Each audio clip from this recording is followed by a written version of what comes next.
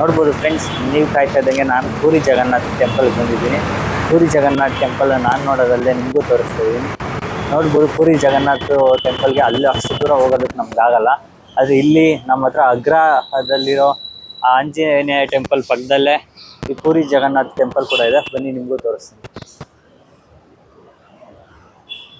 ನೋಡ್ಬೋದು, ಎಂಟ್ರೆನ್ಸ್ ಅಲ್ಲೇ ನಿಮ್ಗೆ ಈ ತರ ಕಾಣಿಸುತ್ತೆ ಪೂರಿ ಜಗನ್ನಾಥ್.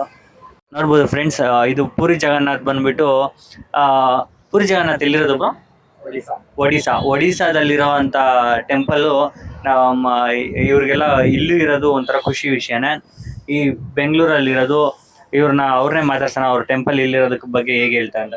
ಬೈ, तुम्हारा भगवान इधर भी है, उड़ीसा से इधर भी तुमको दिखने के लिए मिलता है, उसका थोड़ा बात कर सकता है? ठीक है। और हमारा गांव उड़ीसा है। उड़ीसा में जगन्नाथ पुरी होता है। हाँ,